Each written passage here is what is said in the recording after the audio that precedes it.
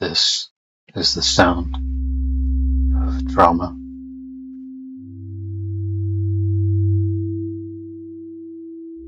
From the Journals of Devaluation, a phenomenological account of paternal erasure. Charles Davis, founder. Kids need dads, need kids foundation. Everyone goes away in the end. Trent Reznor, Hurt, The Downward Spiral, Nothing Records, 1994. Devaluation, a term I knew nothing about 2.5 years ago, as I had barely survived my first brush with it just 3 years prior. If I'm being honest, I had probably experienced devaluation a time or two during my life. Now it defines my life. This time, this one singular time, has completely rewritten mine and my children's lives, suddenly, instantly, and without reservation. This time, I was forced to truly experience it. Devaluation. I could not deny its reality, its new reality.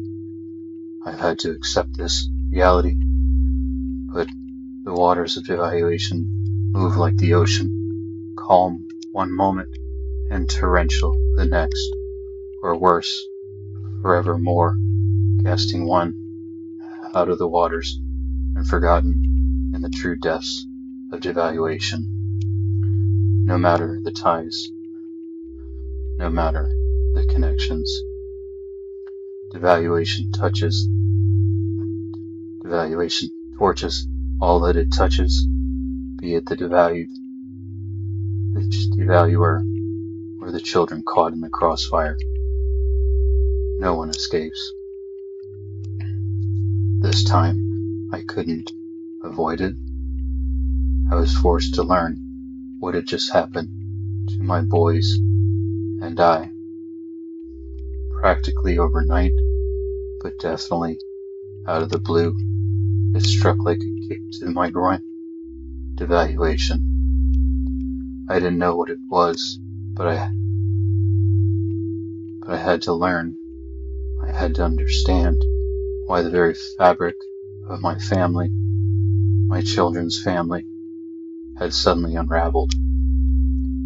My partner, my love, and the mother of my very young children suddenly claimed ours was a family she never wanted. Her new reality forged in devaluation. This devaluation continues to impact my boys and I to this very day. Through the chaos of the waves, I fight through exhaustion to stay afloat, hold on for my boys, as my own father coached me in my youth. Survival is sometimes about keeping one nostril just above the waterline. This event, 2.5 years ago, the latest devaluation, has reshaped our life overnight and with devastating consequences. This is from my journal of devaluation. This is what I have lived. This is what my children have lived. This is what my family continues to live. Why does this keep happening to me? First my own mother, and then the mother of my child, and then the mother of my child again. Everything keeps getting taken away from me, stolen from me. I am powerless to do anything about it. It's a nightmare I never could have imagined, that I inhale every breath within. The nightmare of devaluation. I now understand that the first time she did it to me, it was devaluation. I didn't even know the word existed at the time. So much I've had to learn in the time since. All that I knew was that on Sunday, she was in love with me, and on Tuesday, she hated me.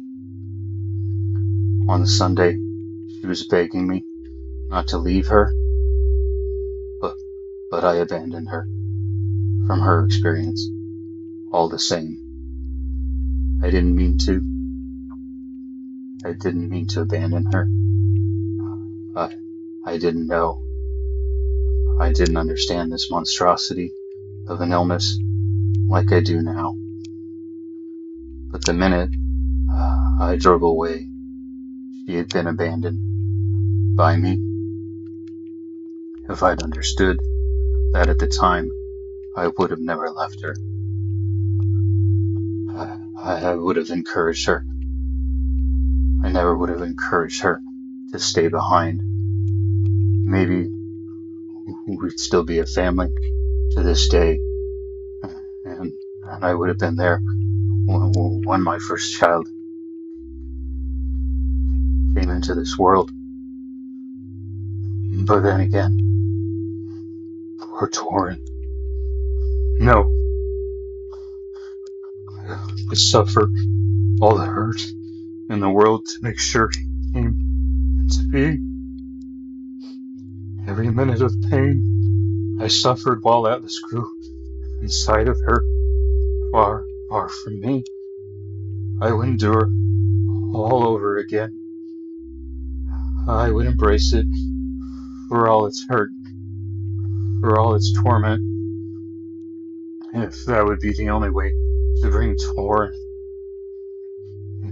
into the world. I would endure it all again. I would not hesitate.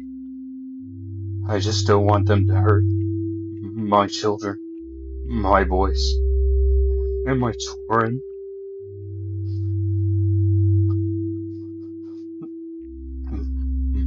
But I am powerless to stop that now too. I know he hurts so much. My God, I feel his pain every time I drop him off at that place. But nobody will listen to me, for I am a monster again. I've been devalued. I don't matter. My opinions don't matter. My opinions are unworthy. Options not worth considering. Undesirable.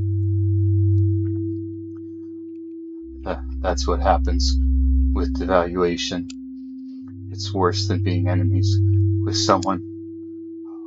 Oh gosh, I would rather battle to the death than wage the silent war of devaluation. In this cold, bitter world, there is no way to be seen, to be heard, to be cared about. The depths of the cold within oneself consume as the person you once were withers from the chill. You no longer exist to she or to anyone who knows you both. Who you were is swallowed by devaluation. It's worse than death.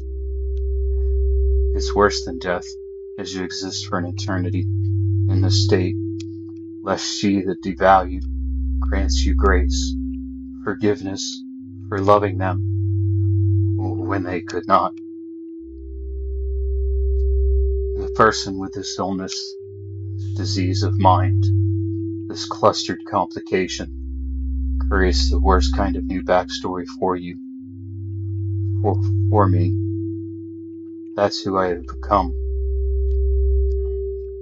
I've become Vader when I strove to be Kenobi. It's the worst kind of trashy TV drama that would score big week after week,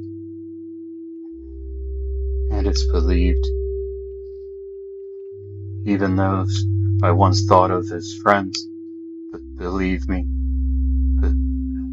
even those I once thought of as friends, believe. They now shun me, and for what exactly, I don't know. But I can only imagine, based on what was said in court testimonials, friends' years, Facebook pages, Discord chat groups, and to lusty 19-year-old boys.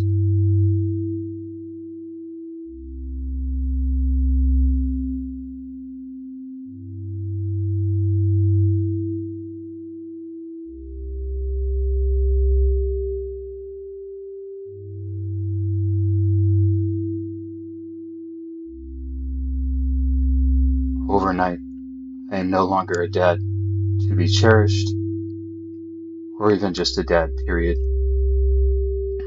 I am completely shunned, despite the fact that my children still just want their dada.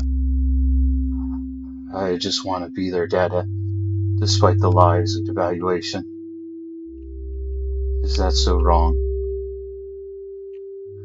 Little Torin just wanted to stay with his dada and not be left alone in daycare all day, every day. I can feel his pain coursing through me, even 10 months later. He hurts so bad, and he just wanted his father, me, to hold him longer. But we were both denied, always denied.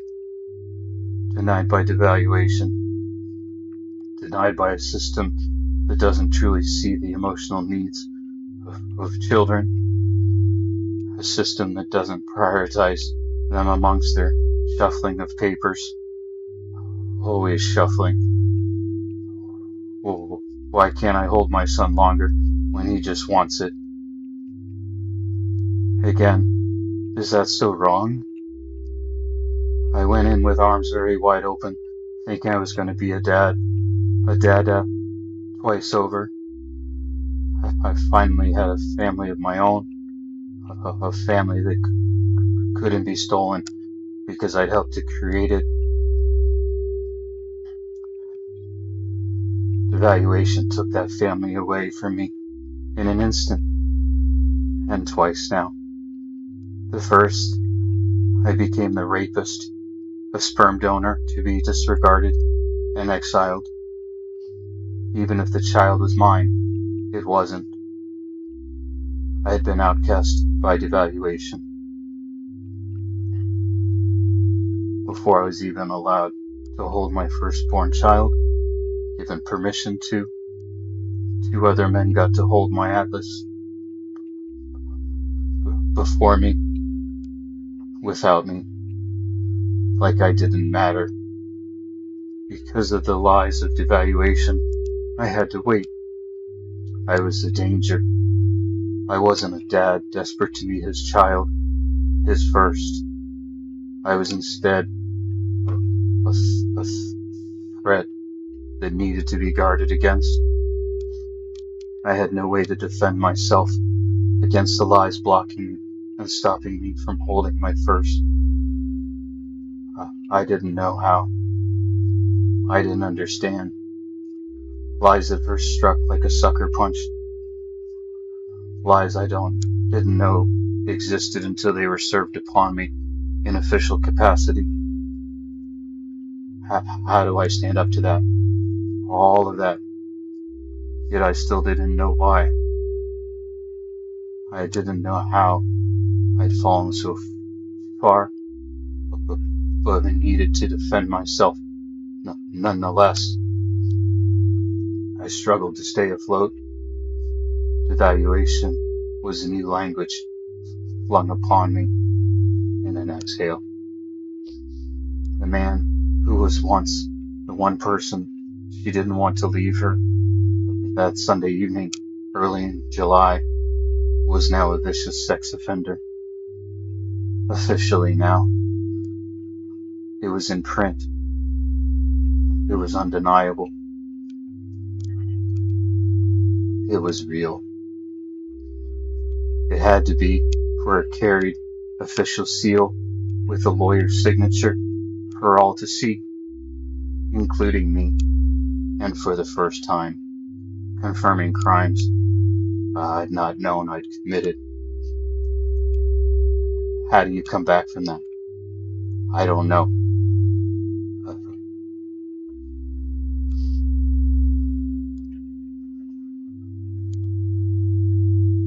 A year after that, a year after our first face-off before a judge, and I'm taking care of them both, my Atlas, and she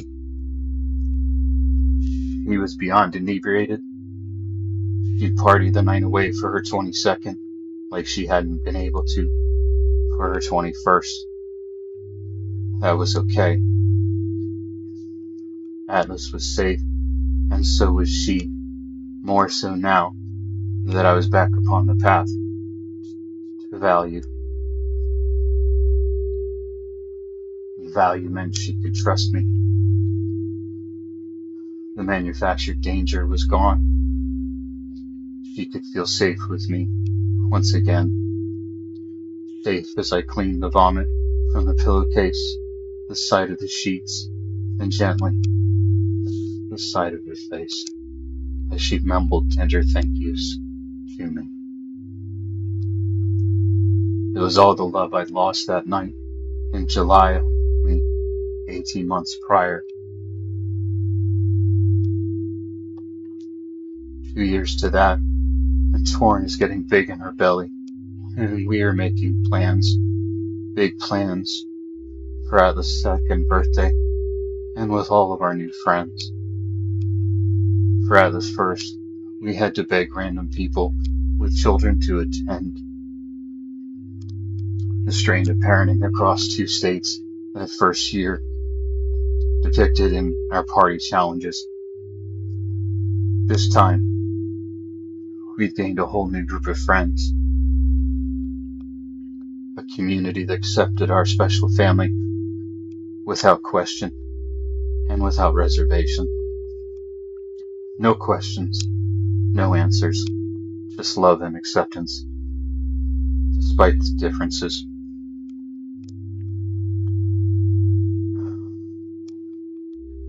Two years from chaos, and I have a family and friends. I have a community that regards me as a father, and for myself, this older man who loved dearly this family he never thought he'd have.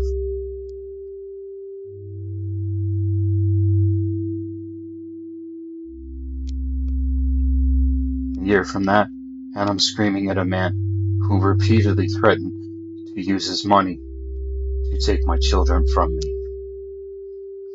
The uncle, not the father, the uncle, the predator, never captured despite the frequent accusations, stories never believed, despite the number of hurt children and the convicted sibling. The monster who helped his father hide the nightmares of his sisters. The uncle, the coward, the predator. 4 times he said it to me. 4 times he threatened to take my children from me. 4 times. He didn't care what it was doing to Atlas and Torin, what it would do to them long term. Nobody cared. I was begging him to please look at some papers regarding our second time in this mess. The same exact mess.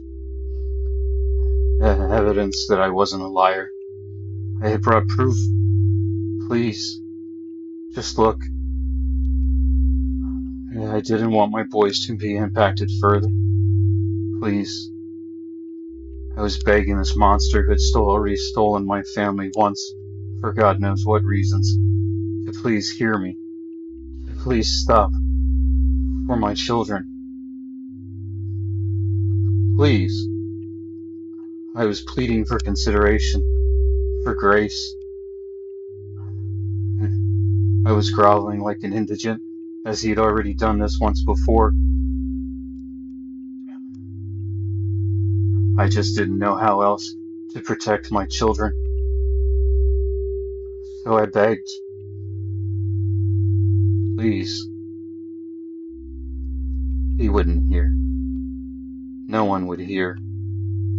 I was suddenly the lunatic, as I desperately tried to impede this man's attempts to steal my children through the courts. Again, a tactic he mastered a generation before, as he'd helped my abuser's mother keep her from her own father. I threatened to call the cops because I was getting concerned about his interactions with my son. He did not care. I was on the path to becoming a new type of monster, an uglier monster, a newer and uglier devaluation. He did not care. He didn't have to. He knew he'd get away with it all, just like he had before. He had no reason to care. 2 years after that, my firstborn's birthday is being celebrated without me for the first time. I think I've now missed all of Torin's birthdays. But by Atlas's 5th birthday, I hadn't seen either of my children for 3 months. Why? All because I got scared. He was trying to take my children out of state. Again. I was scared of something happening. Again. While they were alone in Arizona. Again. Alone with her. Again. I didn't want Torin to come back scarred like his big brother. I didn't want my children hurt. Again. But there was no way to be heard. Fathers are not heard unless a lawyer holds their hand. Accompaniment across the busy intersection for a bewildered child. A tragic lesson learned through my desperation. And that my narrow window of opportunity fumbled because there was no one to take my hand. No one would listen. But by that point, I was a drug peddling, wine buying, old man pervert who preyed upon young girls. For my trial, I couldn't even have evidence, let alone witnesses to testify to my actual character, to the real type of human being I am. To me, a guy who saved a single mother $1,100 on a car repair. Not because I expected anything. It was just the right thing to do. A lesson I'd hoped to teach my boys more than once as we walked through life together. I had only known her for a week, but her sons needed things. I had an hour of time under her car, and she had $100 for parts. Santa now had an extra 1,000 that year. That's just one story that could have been told if I would have been allowed just one witness in my defense, for my defense. At the end, that's exactly what I was, a defendant pleading for his life. Not a father, not someone who mattered to 2 little boys, not a consistent caregiver needed in their lives, not a parent who had stayed, who had not run off on them. No, I was a convicted man before word ever even escaped my lips, nor breath my lungs. Judgment passed without a word, because my adjudicator had once befallen another man's cruelty. I had no one to tell who I really am, to speak up for me. to tell the type of father I was before this, the father I am before devaluation. No person, no paper, no photo, no video, just me. One lone man and his word, a word that used to matter before this, a word that others had confidence in before this. Now my word was not enough. The lies of devaluation had befallen my word. Devaluation befell my honor. The lies told by her were stronger than the honest and complicated truth I did my best to present. It didn't matter. Her lies are reality. Believe without question that devaluation had rewritten reality for everyone, starting with her. Her truth was reality. I'd stepped into the zone, and Wednesday was now the word for dinosaur, while Rod silently smirked from the gallery. I was arguing against a new reality, only I knew was different. Once in the clutches of that diminished reality, devaluation, the harder you fight, the further one is thrown out of sight, out of mind, out of existence.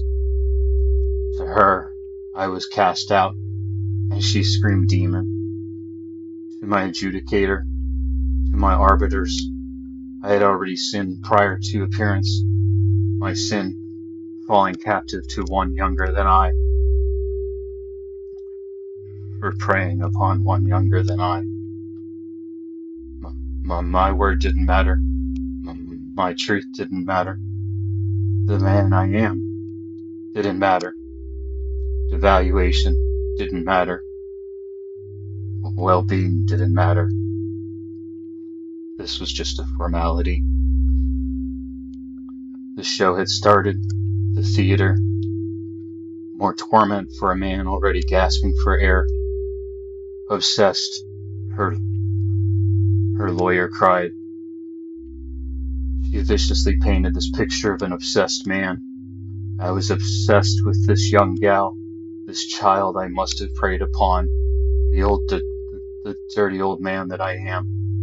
I, the villain, while she an innocent, fortunate to have escaped my wicked clutches, to break free, to gain agency from evil that had only sought to control her, to own her. Not only her, but her two precious children as well. Children who could have only been born from a predator and not a father. There had never been a family, never a mama and a dada who read bedtime stories together while cuddled up with their boys in their little beds. That was a fiction. That was a fantasy I had virtually walked through for 17 months. It was creation in my mind, a delusion. I was no longer a father. I never was a father. I had become, and devaluation had made me, a victimizer. There was no good left, nor had there ever been any to begin with. Lies. How does an abused man scream to the court? Lies. All lies. He can't. He won't be heard. This is just theater. This is just punishment. Salt poured into the wound is inflicted upon father and children in unison. She held the flesh taut to stay open as her arbiter sliced, and the adjudicator gleefully poured. Together they partook, the children all but invisible to the court, to these purveyors of best interest. The boys' anguished cries hidden, but still tortured. All the same. They were out of sight from the very judicial blindness believed to protect. fool I was to the court. No lawyer to stand by a convicted man for his trial. I mistakenly begged the court for more time. Time to return, not the fool. Then need was understood. I understood, and not just for the formalities well beyond my grasp. Daily abuse left the cogs in my skull spinning all wrong. The grease was brittle, crumbling as the teeth chiseled into one another, and so my thoughts, endlessly crushing one another. How could I explain this devaluation? I barely understood it myself. I hadn't even survived it. All I knew was my appearance was the only chance for my children. With or without counsel, for my boys, I had to show. I had to appear for a chance, a glimmer of hope. Maybe I'd be heard and not forced to suffer the pre-approved ruling. I showed up prepared for the rack and what that meant for me. Despite my grand debut, my attempt at judicial theater, I was an instant flop. I knew not how to act. I couldn't act like a father. I couldn't pretend. I couldn't perform like all the other participants. The slow turning gears did their best just to talk, just to remember everything. Remember everything to tell. Don't forget. Remember what to tell. Tell just the important stuff. You have to remember. Don't forget to tell. You have to tell all the bad stuff. All of it. It'll hurt the boys. I hated it. It'll hurt their mom. God, I hated that too. But you have to tell the truth. Just tell them everything so they know it's all and can believe. Please, I'm not a liar. Please protect my boys. Please believe me. For my boys I endured. Her solicitor pulled out the pliers. Unable to speak, I was prevented when I tried. I was forced to be obedient with mother's steady hand just above. I was forced to endure her counselor's lashings behind clenched lips. All the while, the truth screamed inside me, a child trying to fight back. But before the court, I was silent. I could only endure. Devaluation had taken my strength and in turn my voice. If only I'd had the voice from before the abuse, a voice to release as the flesh separated from each nail. I would have screamed my confession. Yes, I am obsessed. I am obsessed with being myself. I am obsessed with being the father I know I am. I'm obsessed with continuing to be the only thing I know how to be anymore. A father. Atlas and Torin's father. I am obsessed with who I was, who I had become, and who I really am. My true obsession was never seen, though. The ongoing and unseen war of trying to find my way back to being me, to being believed, and to just being a dad. And not for me, for my boys. Just for my boys. When one falls into the depths of devaluation, we long to be the person we once were. So we can be heard, so we can be seen. Not to she that took it all, not to everyone that was taken along with, stolen, because it was far easier to believe that man hurt woman Never woman hurt man. We, the devalued, long to simply be ourselves for those to whom we really matter. I desperately wanted to be who I had become before the exile of devaluation. But once cast out, I was forgotten, a common struggle amongst the hovel of discarded in the pits of devaluation. I am obsessed with the father I was, with the father I know I still am. From these pits one can't be seen, though. I can't be seen. I can't even be heard. My abuser holds the keys.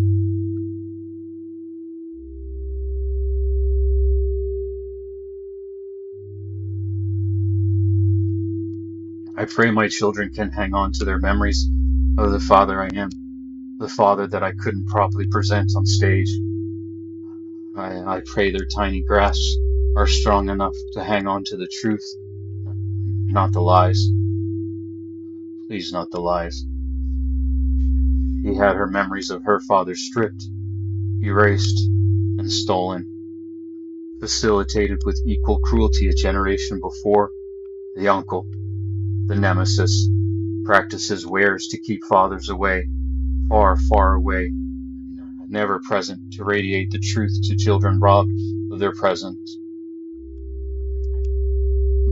My fight to prevent a similar fate for my boys erased before I even made it to the stage, let alone to the theater. All because I never had the means to really fight back in court against this man and like her father before me. So I pray, as if clutching to the side of a cliff, I pray my boys can remember. I pray they can hang on as tight to preserve their memories of the man I am, of their father, of the truth. Please don't let that be taken from them too. Please. Despite the uncle's efforts, I know Atlas remembers. I hope he can just hang on. For my little dude, I only hope that some way, somehow, Torin remembers. No, scratch that. More than remembers. Please let him still somehow know it in his heart, like his brother. Please let him somehow still feel it.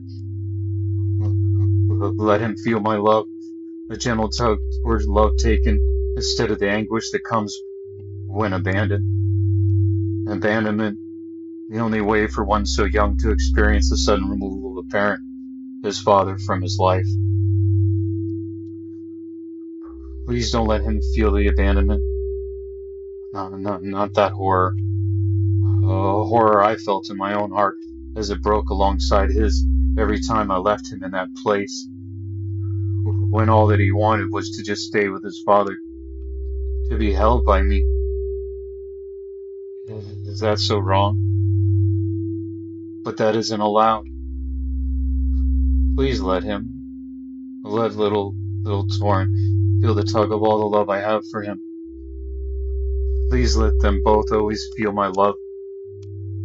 Please never let the hurt casually imposed by devaluation take the place of my love. A year after that, and in our 6th year, the devaluation is so much worse. Before it was all in Arizona, another place, another time. It didn't matter. No, not much. Not really. It existed in the community that was raising my child without me, and not where I lived. Not where it could be known. Not where it could hurt me. It thrived amongst a community who had no way to gauge the man I really was. So it didn't matter. Not really. Its cruelty couldn't touch me here when it was there. But now it's here. It's in my community. It thrived amongst those I thought were my friends. No resistance to the roots digging in. In the first place, no consideration. he cried foul and everyone simply believed it was sufficient evidence to convict for the court to hang. And so, in my community, in their minds, it's now true. It is fact. He is believed unconditionally. The devaluation, the lies, permeate my world, my neighborhood, and my street. That's okay. For my boys, I will continue. I will push on. I may never be valued again, even amongst the community that I helped build. That's okay. This is for my children, for my boys. I will see my boys again, my family. I know my boys want to see me, and I will continue to fight to see them, to be with them. I will continue, and not for some measly paupers, you're lucky to get any time with my children sort of time. I will have equal time. I will be with my children again. I will be there for my children again. I will make decisions for my children again. I will hold my children again. I will be there when they need their father again. Despite the lies, despite the devaluation, I survive for them. I endure for them. Despite the problems known to be at play, problems all but ignored, neglected by those that are supposed to care, the courts, the lawyers, and even the family therapists that are not remotely qualified to treat families, let alone cluster B type problems. I fight through the systematic failures for them, for my boys.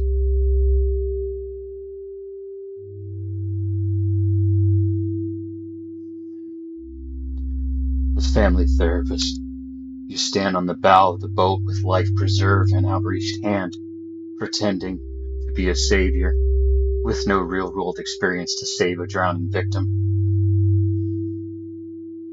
You push past the actual qualified rescuers for your own glory, all the while you don't actually possess the knowledge to protect the victim, let alone yourself from the abuser's lies. You jump in the choppy waters for the glory, but drown the victim as you stand upon their shoulders to capture the spotlight.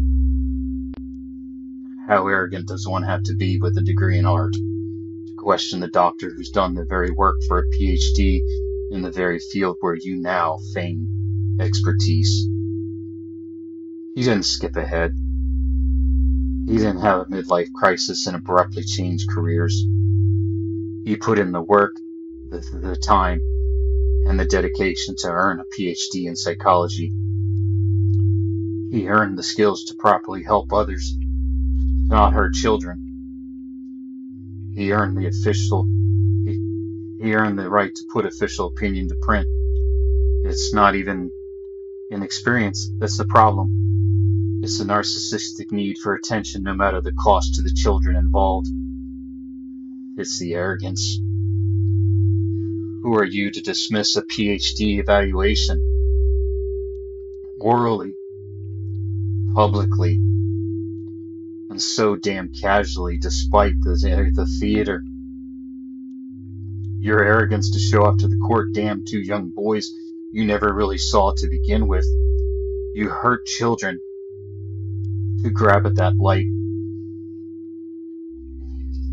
You should be ashamed of yourself. So should anyone who refers you to others. Sandra, who collaborates with you. You have hurt my children. That is unforgivable. How many children have been hurt because of your arrogance, your laziness, and your weakness? How many more will be hurt? And that's exactly what it is. It is weakness. Absolute weakness. One's incapacity to not see a child's actual needs, unfiltered by your own, is weakness. Weakness by the therapist. Weakness by the courts. weakness pushed by cowardly lawyers, which all undoubtedly transcribes to a weakness built into the system that hurts children instead of protecting them. It fails to help them when they need it most of all, and at a time when they are seen the least. Do any of you actually see them? The children you neglect with your legalese? I see them. I see my boys. I see their pain. I will overcome your weakness. To my boys, I matter. To others, I am not a victim. I am not abused. I am the abuser. Somehow. What I see no longer matters. My boys hurt. The life I've lived and the efforts I've made to help others don't matter.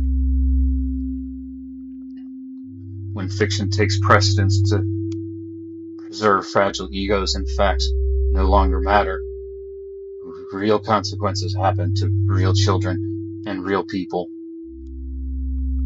Those simply desperate to share kindness and love take the brunt. I've experienced that consequence. I live that consequence. The full unflinching impact of devaluation. The truth of who I was, lost to the singularity at the center of the darkness of holes, an event horizon to which the devalued is unseen.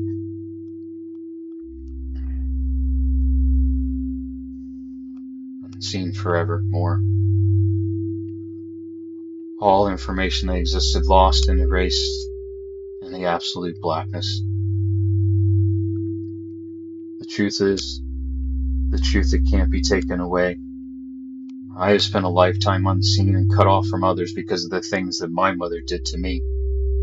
I had my birth family stolen from me by the woman who was supposed to protect me, my mother.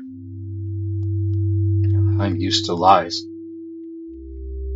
I'm used to false narratives told to preserve a mother over father, and, as a result, mother over child. I have lived these lies. I have walked in them day in and day out for a lifetime. I just never expected similar lies. Her truth to be used to cut me off from my own. I never thought lies would take that which I helped to create, my children, from me. Not when I fought so hard to be a dad, a better dad. Not when I waited to get it right. It's worse than being unseen by one's own mother. It's worse than her lies. It was a promise of all I could be as a father, as a man, taken away cruelly and without hesitation, for reasons I still don't know. It's another impact of devaluation I was unprepared for. The damage of devaluation to self is undeniable, to one's ego, to all sense of personal value. I thought I was a good dad, and I believed I was a good dad before this. But the isolation that results from devaluation also imposes self-doubt, the cruelest kind, the most vicious but with filed teeth, prolonging the shredding of spirit, tearing it all down. My thoughts frequently return to, I am a good dad. I was a good dad. Am I a good dad? Will I be a good dad? Can I be a good dad? Was she right? I am no good. I'm a loser. I'm a bum. Is it all my fault? It is all my fault. I just don't know. This is the lasting devastation This is the lasting devastating consequence of devaluation, as it peels away our sense of self, our confidence, and ultimately our personal worth. Loss of belief leads to personal death, a death of self. In the absolute isolation of devaluation, the bearer of sudden loss befalls the death of 1,000 cuts, a horrific death experienced alone and in the dark. Or even if you cried out, the coldness of the place freezes the sound as it leaves your mouth. Even your own ears cannot feel the chill of that cry, no matter how desperate they are, for just even the slightest of sensations of changes to the blackness. Alone in the cold, unheard and unseen, I struggle to crawl out, to find myself, to know, to believe again. Despite it all, the fractures in the system meant to protect the children, the lies, the abuse, and the ultimate loss of self, I will continue to fight for the best interest of my children. This life has taught me one crucial thing, one fundamental truth. It's how to survive by the bare minimum. It is an instinct that endures, despite the loss of self. I may not have the capacity to battle wealth, but I know how to survive. I'm a fucking cockroach. I can endure long term by the most basic of means and the cruelest of conditions, by my bootstraps. I know how to survive, to fight another day, and that's more valuable than pieces of paper that when you're starving are just fuel for the fire rather than warmth for the belly. Devaluation may crush my spirit, but it will not crush me. The lies will not win. Believe it or not, I don't care anymore. I just don't care about her lies. I don't care about the new world view. I don't care about her devaluation of me anymore. I can live in an abyss. I can be fine. But my boys shouldn't have to. I fight so they don't. Devaluation tortures and kills the spirit of all within its orbit. I don't want the same for my children. All I care about now are my Atlas and Torin. Torin and Atlas equal both in my heart. My boys. All I care about anymore is ensuring the two of them have a chance to not be burdened by a childhood, a chance to know love, actual real love in the world, a chance to really live. I want my boys to know. I need my boys to know. My boys come from a place of love. My boys did not come from a place of hate. My boys are not a product of cruelty. My boys are not unwanted surprises. My boys are planned and wanted. 100%. I wanted my boys in this world.